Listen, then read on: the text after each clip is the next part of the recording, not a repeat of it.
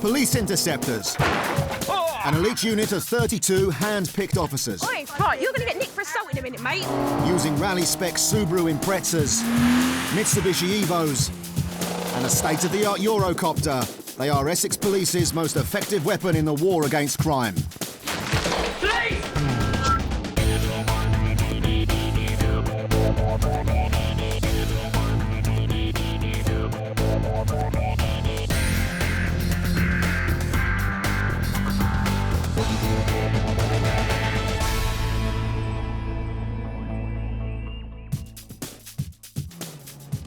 In tonight's programme, a suspected thief goes berserk in Basildon. I recalled. Stay still. An armed robber runs riot on the roads. Don't get annoyed. And the Interceptors prove a hit with the local wildlife. Where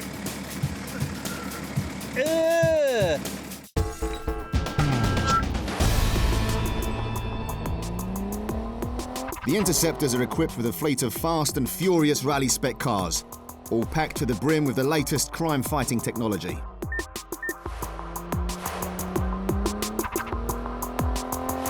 When it comes to driving criminals off the roads of Essex, they're certainly in pole position.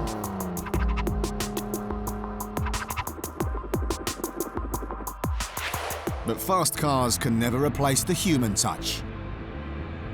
Out in the unmarked Vectra, new recruits PC's Mark Fulbrook and Steve Taylor are about to prove the eagle eye of the bobby can be the most effective tool of all. A133 towards Wivenhoe. The first hour of the shift has been a quiet one. But it's not long before something catches Mark's eye. Is he carrying a TV? Who? Him. I'll jump out and have a look. He's gonna run, mate. He's gonna run. Khaled, stop there for us, mate. Obviously, we've just seen you nip across the road with a flat screen telly. Yeah, no, I understand. He said Okay. police are there. I said, yeah, that's cool. OK. Whereabouts you come from? Just through there, you know, near where you go off to go towards the zoo and everything. Right. Up there. OK, no worries. So- Have you got any form of ID on you at all? I actually haven't, no. You haven't? got Any anything for any that? kind of details at all? Nothing at all. No, I have nothing. Okay. Taking a flat screen TV for a walk isn't most people's idea of a fun day out. And Mark knows it. Do you want to take your bag off the shoulder? Yep. We'll do that second. Just unzip your top. Right, OK. Just stand face my colleague, that's fine. For someone that's got nothing to hide, this lad looks extremely nervous. Have you got anything sharp on you? No, nothing. Anything you shouldn't have? No. Maybe it's because he knows what's coming. You've got latex gloves in your pockets. Yeah, 'cause I've been fixing my mate's bike. Possibly going That's why equipped to I've got- you steal. can see they've got all of them, OK, right. there's enough there for me to arrest you on suspicion, and we'll sort it out at the station, all right? Yeah. No. Arrest you on suspicion of going equipped to steal and possibly burglary with that. They've been nicked on suspicion of stealing the telly. Yeah. But Mark thinks one of the lads has got something else to hide. You're sweating. You're shaking a little bit. It's because it's hot. It's not just being nicked, is it? There's something else there. No, I think I've got a warrant for my arrest as well. You think you have? All right, fella. Being nicked whilst on warrant. Things aren't looking good for this lad. You gonna put you in the rear of the other police car there? Come with me, mate. Come on, buddy. With the suspects on their way to the nick, it's already looking like a worthwhile stop for the new Interceptors. And things are about to get even better as Mark makes an interesting discovery in the bag he seized. So there's some jewellery in there. Hardly the sort of bling you'd expect to see on an Essex boy's fingers. Various other boxes of jewellery. Camera case there with a camera in it also. Yeah, so all portable valuables. So the prisoners are both away. I'm going to secure the car and have a quick look down that alleyway where they came from to see if I can see any obvious signs of a recently broken into house. It's a long shot, I appreciate. Mark's got a hunch that the house he suspects they burgled could be in the immediate area. But there are no obvious signs of a break-in. Back at Colchester Police Station, the prisoners are waiting to be booked into custody. No sooner have they started a search, Steve finds another ring just like the ones in the bag they were carrying. OK, I'll further arrest you on suspicion of theft. Whilst the search of the other lad reveals a handful of euros. I'm going to further arrest you on suspicion of the theft via burglary of that €185. Did they do them both at the same time? Or? Yeah. With the prisoners in the cells, Steve's quickly learning that police work's not all about driving fast cars and chasing criminals. Basically, because he's been arrested for burglary, obviously some people leave impressions, footprints and things like that, so we take a copy of their footprints whilst they're in custody. I'll take this stuff out now. On a mission to solve this case, Steve and Mark examine the items in the lad's bag for clues about where they came from. BBC Inter-Regional Dance Contest, runner-up. Yeah, looks to be the same. I'm hoping to find... that's what I was hoping to find. That could potentially help identify whose camera this belongs to. No sooner has Mark found the evidence he needs, Steve receives a report about a burglary that occurred less than 2 hours ago. Informant states that her utility room window has been broken and home entered. Untidy search, jewellery and TV been taken. That's good. She left the house at 9:15, so it's between the times as well. With the description of the items taken during the burglary matching the ones they found on the lads, the Interceptors are hopeful that they've caught the perpetrators. That's the best way to detect crime. Solve it before it's been reported. It's been a successful day for the new officers, and after a slice of beginner's luck, Mark receives news that puts the icing on the cake. CID have been round and have confirmed that she has been burgled. We suspect by these two because the property that they've taken matches the description of the property she says she's lost. All in all, a good little job, really. Both lads were charged with dwelling burglary. The case is ongoing. The stolen property was returned to its delighted owner. Coming up, a pursuit goes to foot in Pitsea. I thought they were going to get him by the cars in the middle. Lagered up lads get leery in Lakeside. Look, just go away. I won't tell you again. I won't tell you again. And Sean locks down on an illegal driver. Tell me now where the keys are. He's in the car, I'm not gonna lie to you. Pass them to me.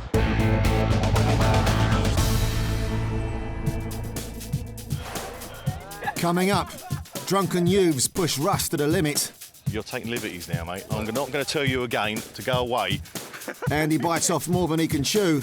Oh, good doggy.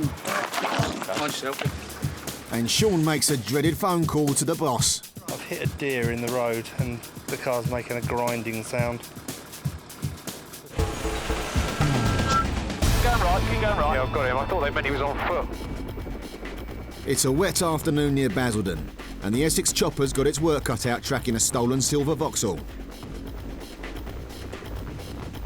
A member of the public alerted the police to the motor after they witnessed the driver acting suspiciously. As soon as the pursuit car got behind it, the vehicle made off at high speed. In these situations, it's the chopper's job to keep the stolen motor locked in its sights until the traffic units on the ground can catch up. Wrong side of the roundabout. Travelling flat out the wrong way round the roundabout, the bandit driver recklessly endangers the lives of other motorists. I'm getting annoyed. Gunning the wrong way round another roundabout at speed, this time the driver is just inches away from crashing into a dark blue car. To the frustration of the chopper crew, the pursuing police car's been hot on the tail of the stolen motor for over 20 minutes, but the villain's showing no sign of stopping. Just hit another vehicle. Weaving between the traffic, the air observer suspects the fleeing driver's just clipped another vehicle. But on closer inspection, it looks like he's thrown something from the car. Travelling at speed, the thief floors it through the 30 limit on the wrong side of the road. He might be ignoring the traffic signals, No, he's not. but at least he's cut back onto the correct carriageway. And it's not long before the driver's back on the wrong side of the road. Speeding is the cause of 1 in 20 accidents in the UK, and with a series of high-speed overtaking manoeuvres, this driver's pushing his luck.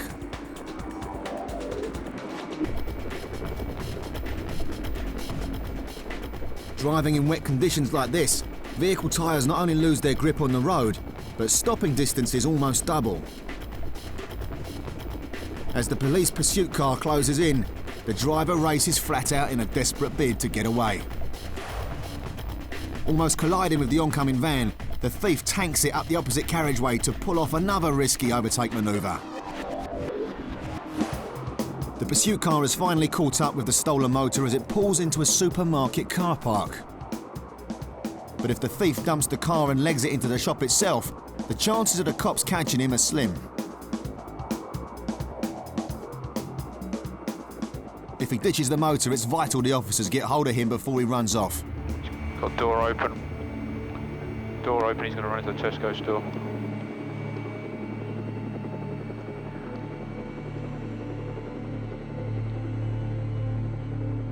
Just at the crucial moment, the officers are a fingertip away from collaring the car thief. Yeah, I'm trying to, he's gone under there. He's come out again. Whilst the chopper pilot gets his bearings, a brave member of the public steps in and holds the thief at bay until the cops get the cuffs out. You see what he was trying to do? Get into Tesco's. Get into Tesco's. That's why I tried to manoeuvre you when he went under there. Because he run out first, that's why I kept the turn on. And I thought they were going to get him by the cars in the middle. So did I. We had the car one by and the Bobby the other. The caller was bang on the money when they reported the suspicious behaviour of the driver. As it turns out, he'd just carried out an armed robbery. What the cop in the chopper thought was a minor collision Just hit another vehicle. was actually an imitation gun used in the robbery being tossed from the car. He was convicted of robbery and possession of an imitation firearm and sentenced to a minimum of 3.5 years in prison. I'm getting annoyed.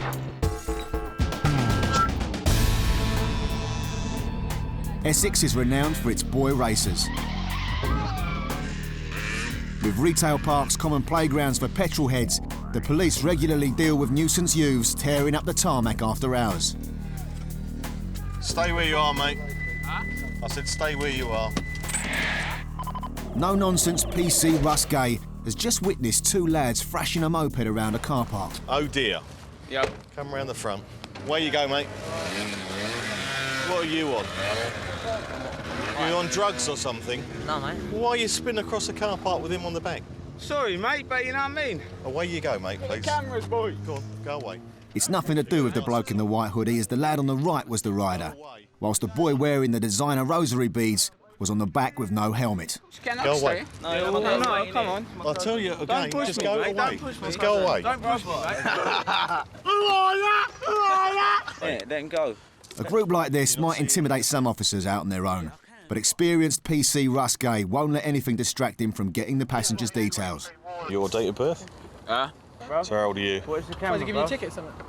Huh? How old are you? 15. You better pull that away then, didn't you? No, I'm going. Hang on. No, you're gonna pull that away right now, aren't you? What, this one? Yeah. Yeah, these ain't open, so I'm alright. Yeah, we'll pull that away. Is it making you take it off? No, I said pour it away, don't drink it. Yeah, mate. He's probably somebody who's been bullied at school. Yeah, you know. Proper sad, seriously. Russ is happy the rider's not been drinking, but he's not so happy about his moped antics. I'll take it you know how many penalty points it is for him on the back. I mean, what possessed you to do that?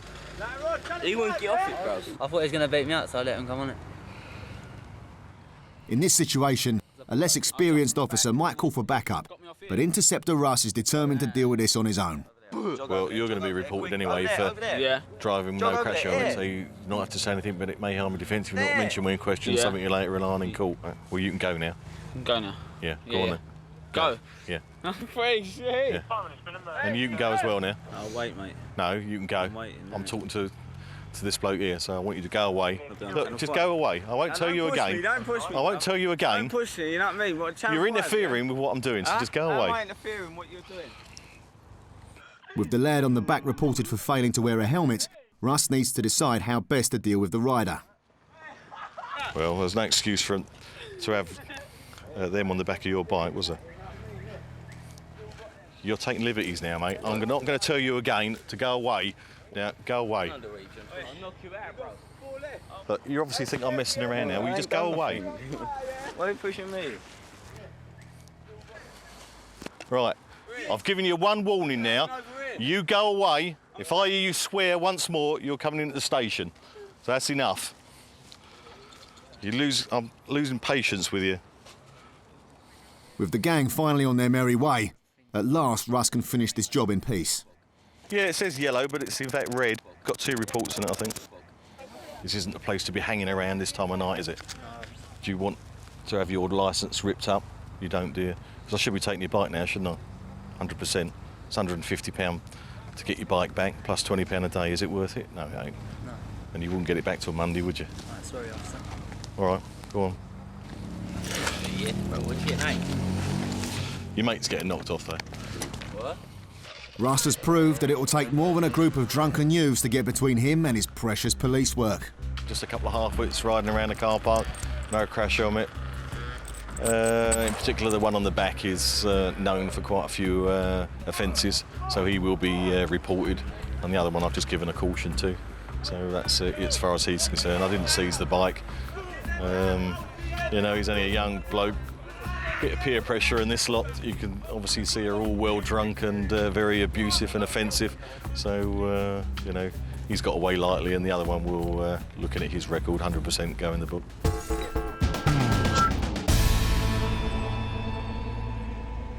It's after 10 near Basildon, and the Essex Police Interceptors are out in force. Andy, which way is it facing? Towards Five Bells or towards Southend? Crewed in an Evo 10, PC's Mike Bignell and Stuart Birch have just received a call to assist one of their fellow interceptors. Sorry, you found it. A couple of miles up the road, Andy stopped a stolen car. Time to hit the blues and twos. The interceptors need to get there as quickly as possible.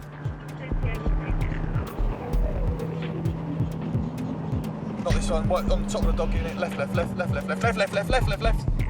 Eager to support his crewmate, Biggers overcooks it past the junction. Yeah, we'll see a dog. Yes, he's in order. We have dog units, 1 male detained. The silver Astra appears undamaged, and Andy's already arrested the 2 passengers on suspicion of stealing the car, whilst an Essex dog handler's nicked the driver. No sooner have Stuart and Biggers arrived, they're forced to spring into action.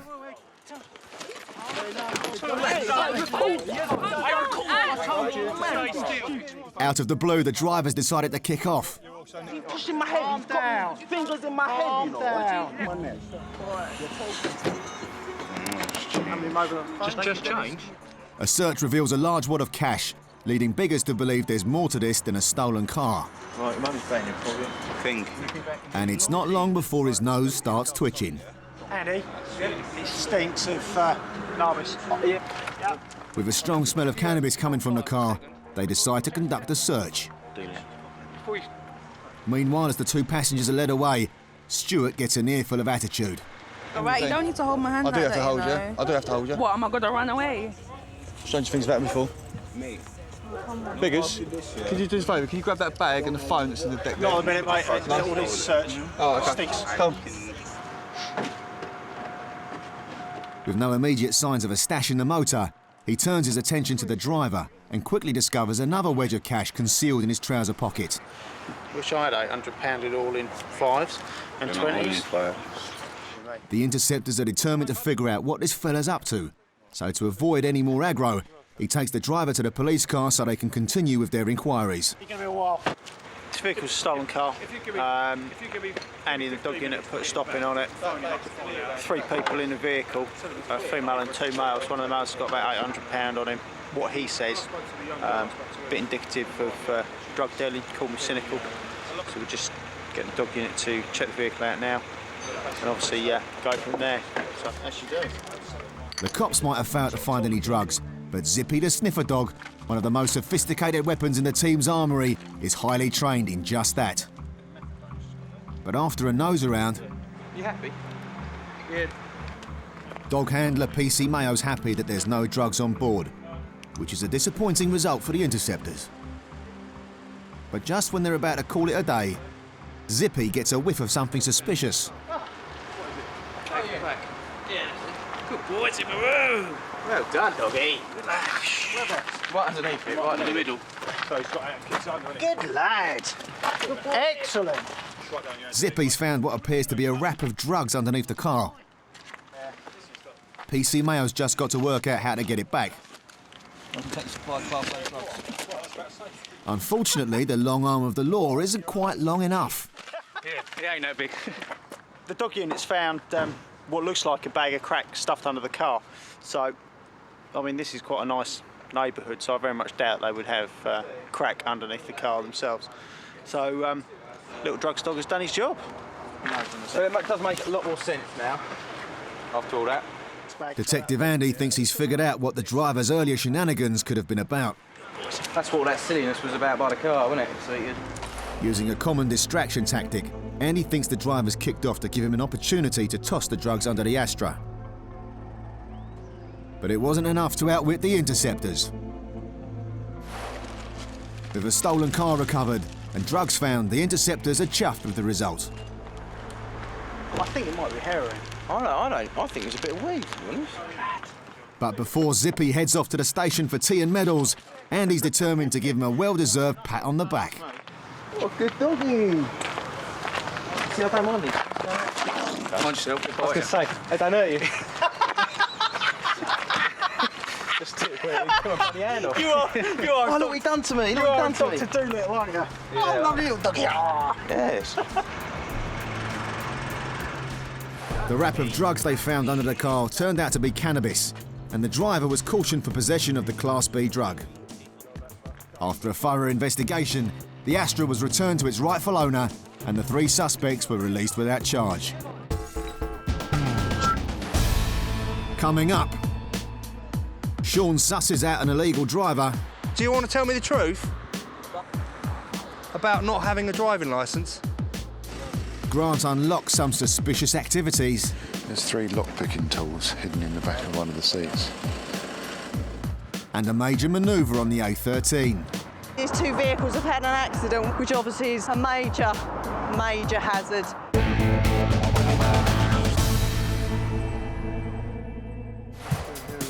Coming up on Police Interceptors, Grant catches a gang of charity bin raiders. Thieving from charities. You can't get much lower, can you, than thieving from other people's goodwill. And Fitchy puts the brakes on an impatient motorist. Stay there and do not move or you'll get a ticket.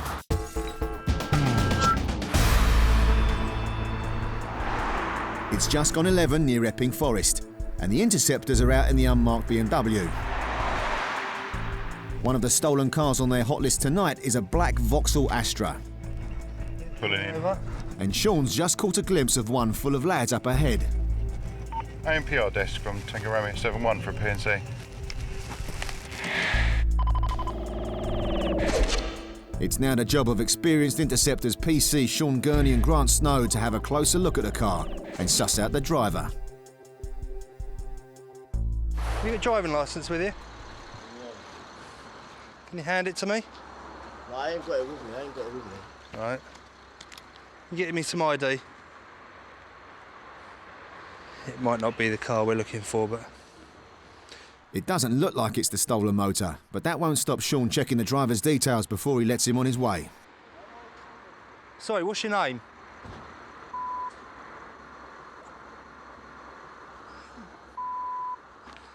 Right, you're not on the policy. What do you mean, Mum? You're not on the insurance policy. Huh? You're not on the insurance policy. So who is on the policy then? I'm not telling you, you're not on it. I approached you because we've had one of these stolen. Oh, that definitely ain't the car. You can check that, everything. Have you got your insurance document in the car? I do need you to find it because you're not on the policy. He's not on the insurance policy, so unless he can prove to me he's got insurance documents for this vehicle, then we'll seize it from him. As the driver searches for the insurance papers, Sean checks the lad's name on his PDA and makes an interesting discovery. Going on this, we've got record type non-licence holder, so he's never held a licence, he's never had one. It's time for Sean to confront the driver. Do you want to tell me the truth? About what? About not having a driving licence? What do you mean about not having a driving licence? Come over here. You haven't got a driving licence. What do you mean I ain't got a driving licence? Well, come on. I'm going to spell it out to you.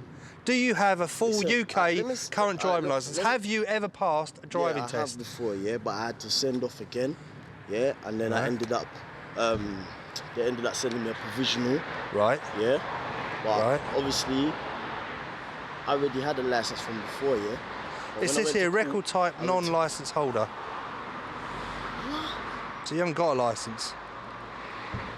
And you've been When done for driving no when I got insurance. stopped before, yeah. You got done for driving no insurance, Yeah, that's 40, 18 months imprisonment.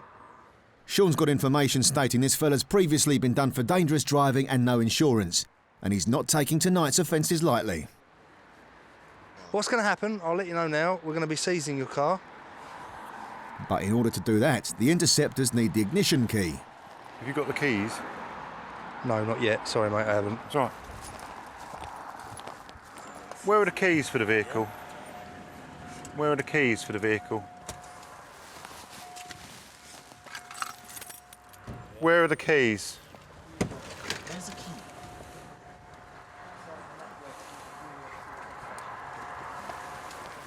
Keys are missing. Missing? Hmm. Fella, where are the keys? The key? For this car. Tell me now where the keys are. Keys in the car, I'm not going to lie to you. Pass them to me. I'm not doing nothing funny. I'm not messing around with you, fella. I'm not doing nothing funny. I asked for the key. Where's the key? The key's here. Thank you very much. Yeah? Well, if we ask you once... You came and shouted. I've asked you 3 times for the key and you couldn't find it. So then my colleague came and asked you and you still didn't produce it. So he's entitled to raise his voice and ask again because you don't seem to be understanding, do you? With the keys safely in the hands of the Interceptors, Sean delivers the bad news. Right, fella, I'm formally reporting you for driving otherwise in accordance with your licence and driving with no insurance. OK, we're taking possession of the car. As the passengers prepare themselves for a long walk home, Grant just needs a signature to complete the seizure. But the driver's still determined to have one last rant about his licence. I've already spoken to DVLA about my licence, innit? Right. Because it was on the system and it went off the system. I already got Right, why did it go off the system? I don't know. Driving licences don't just disappear, do they? I'll sign it then, innit? Tomorrow I'll come with my thing. Yeah, just there.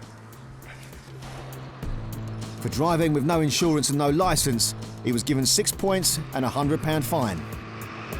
I'm not doing nothing. I'm not messing around with you, fella. It's early evening on the A13. Linking Essex with London, it's one of the busiest roads in the county, so even the slightest hold-up can cause a major disruption to thousands of motorists. Whilst out on their regular patrol, one of the Interceptor units has received a report that a 2-car collision is obstructing the A13's fast lane. Can we not? I don't know.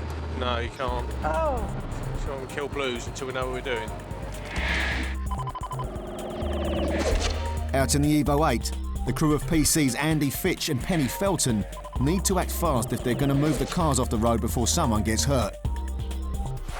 There is a traffic unit en route, but they're not a marked vehicle. So, because we're marked, we're going to offer up, make our way, and try and put in a rolling block, because the occupants, rather foolishly, are sitting in lane 3 of a 70-mile-an-hour dual carriageway, still sitting in their vehicles, waiting to get hit from behind. So we'll get there as quickly as we can and put in a rolling block and hopefully get them out of the carriageway. A rolling block is when a police car is manoeuvred in front of the traffic before slowly and safely bringing the carriageway to a standstill. You've done a rolling block before? I hope so. Penny successfully performed rolling blocks in training scenarios, but this will be the first time she's had to do one for real. Luckily, Fitchy's on hand to guide her through. I'll kill the blues and I'll put the rears on.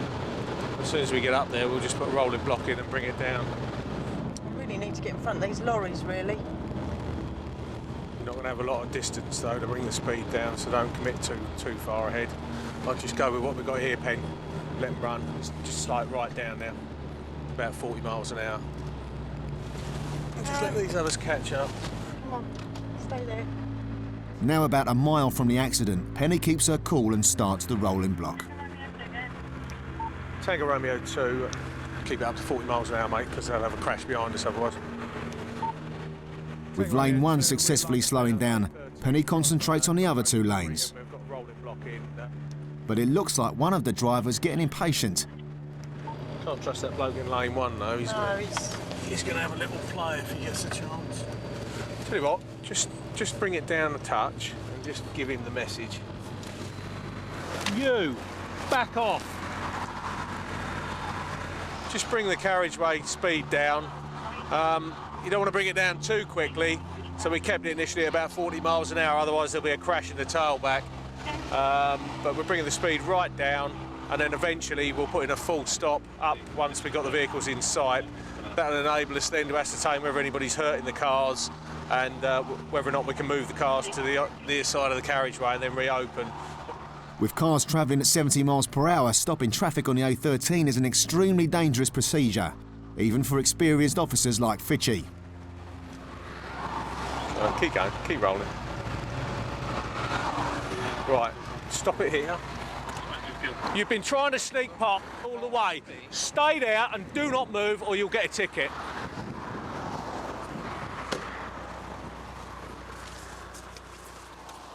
Whilst Penny heads off to deal with the accident, Fitchy's in for a surprise. Need you to stay put, sir. Hello, sir. How are you? All right? Do you want to get through, sir? A little bit of good fortune. One of our assistant chief constables is doing the fend off in lane 3 for us. With the assistant chief constable helping to fend off the traffic, it's important Penny gets this resolved as quickly as possible. Basically, these 2 vehicles have had an accident. One's gone into the back of the other for whatever reason, which obviously is a major hazard. Need to get them off over here and preferably up off to the roundabout. What's the damage?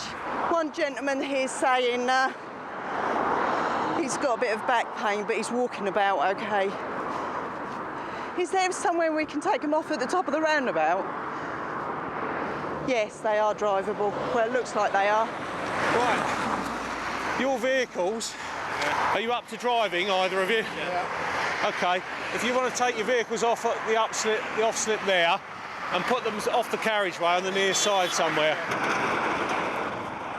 The Interceptors don't want to delay drivers further by keeping the carriageway closed longer than they need to. But safety is always their #1 priority. Yeah, we've cleared the carriageway. A traffic unit's now going to come and deal with the collision and we'll reopen the carriageway. Thanks for your help, boss. Thanks, boss. We're gonna get them off there. The traffic unit's going to deal with them up there. Thanks a lot. With the damaged cars now safely off the carriageway, it's time to reopen the A13. Right, let's go. Keep going on, straight on, Pen. We've still got lights on. Yeah, it's all right.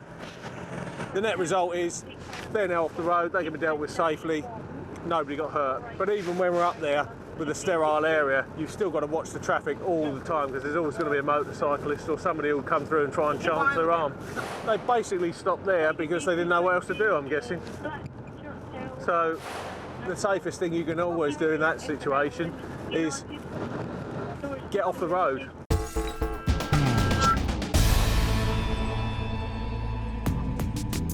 It's just before 1 AM near Brentwood. The successful crime-fighting team of Sean and Grant are out in the Mondeo ST. Not sure whereabouts it is, to be honest. He said Crown Road, Pilgrim's Hatch. Could you put it in sat-nav? Another unit have got a van stopped nearby and have requested the help of the Interceptors. The suspects are known to steal charity bags. They were arrested previously in Basildon. Yeah, look, they've got a lid open. Arriving at the recycling centre, Sean can see the charity bins have been tampered with. Go ahead. While the officers speak to the 4 they suspect have been looting the bins, Sean has a nose around the van. They're about to nick all this, weren't they? With around 20 bags of clothes in the back, Sean needs answers. So where have you come from? From M11. We came here in Ongar, we meet our friends, and we just now passing to 127, coming back home. That's all. So you're here to throw away rubbish? Just stopped here on our way home. So what do you do for a living? Everything, building, selling and buying clothes and other things, TVs, everything. We don't do anything illegal.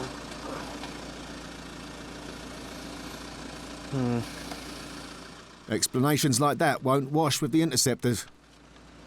They are real grubby dirty. They said they've come here to dump off bags that they've got in the back of the van at the moment. And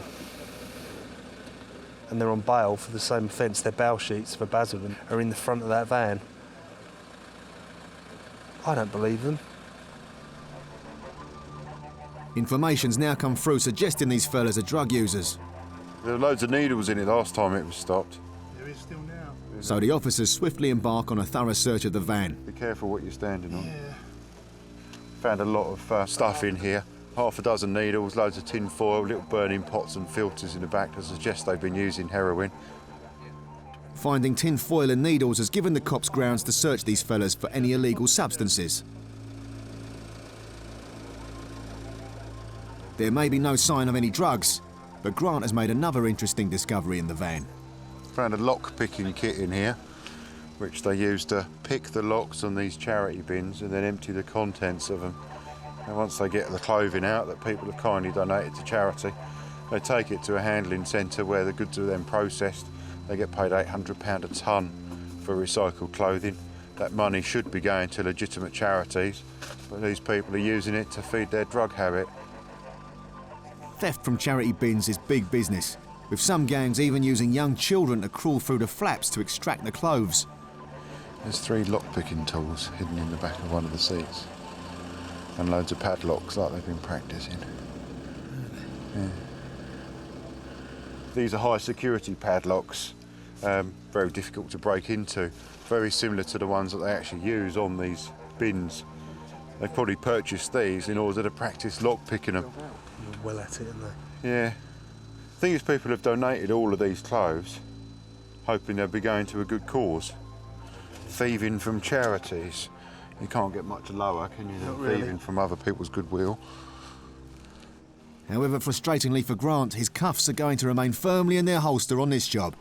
There's insufficient evidence to actually prove they were going to be stealing. They've said that they came here in order to drop off some rubbish, so we've asked them nicely if they will empty the contents of their van into the charity clothing bins. So at this moment in time, they are donating all the clothes from the back of their van to charity, which is probably a change and role reversal from what they're used to doing. Should make them aware that they're not able to do this in Essex without us coming to find them. Hopefully they'll go away and they won't commit any more crime tonight.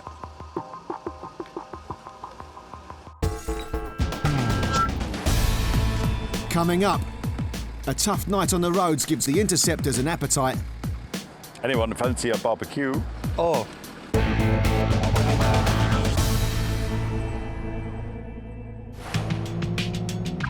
The Interceptors are one of the most sophisticated police units in the world. They've got the manpower and the horsepower to keep Essex's most cunning criminals at bay. But even for a team of this calibre, on the rough old roads of Essex, it's not always plain sailing. Dan and Amy didn't look so slick when the Mondeo ST sprung an unexpected oil leak en route to a team briefing. Tell me boy, it's smoky.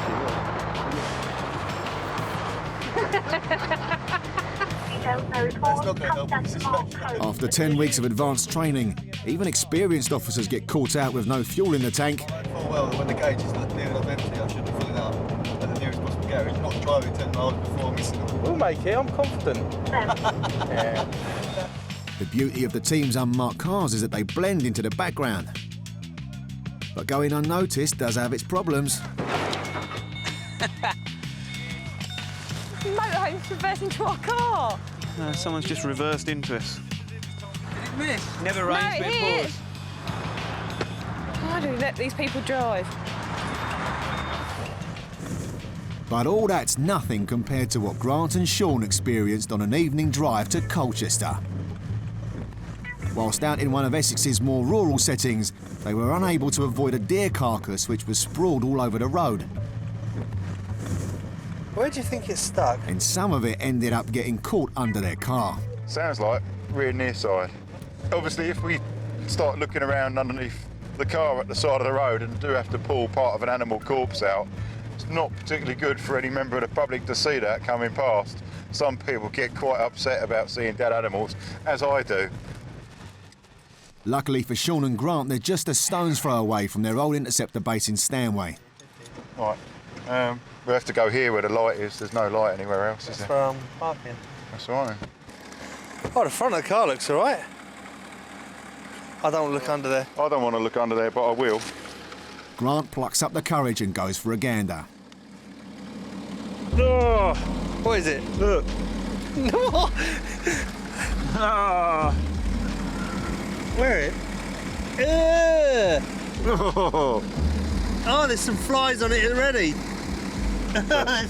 There's some intestines. It stinks, doesn't it? It does stink. It's cooking the blood. With a late arrival in Colchester looking likely, Sean puts a call into the Sarge. Lee, we're on our way to Colchester. I've hit a deer in the road and the car's making a grinding sound. Oh. And it absolutely reeks. It's horrible. Yeah, the scratch and sniff cards will be sent out with next week's TV magazines. Anyone fancy a barbecue? Oh. It's disgusting. I've eaten venison once or twice, but oof. Determined to get back out on the road, Grant makes an effort to seek out the source of the problem.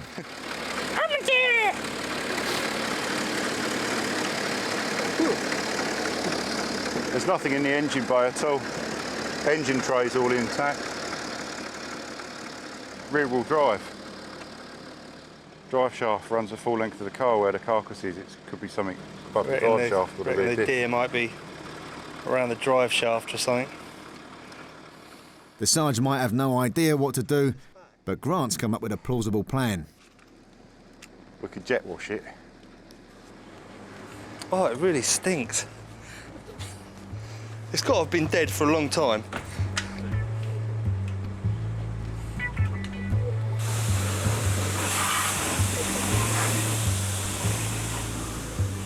The jet wash wasn't intended for cleaning deer carcass off the underside of traffic cars, but it seems to be doing the job. At least. The animal was already dead, so we haven't killed anything. If he had taken avoiding action at that speed, we could have ended up in an accident, so the best thing to do was just to carry on. We've rolled the car back and I'll have a look and see what's come out.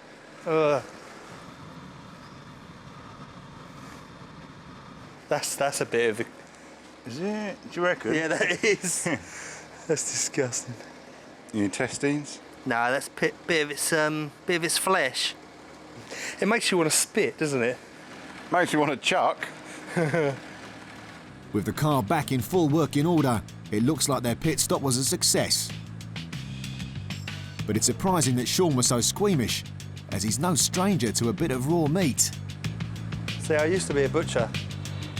When I left school, I was a butcher for 7.5 years, and I wasn't squeamish.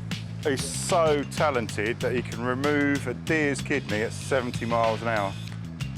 To be able to remove a kidney and a bit of a liver at that speed is a professional bit of driving. A bit of Chianti. You could have done it though without the blood and the smell. That would have been so much nicer.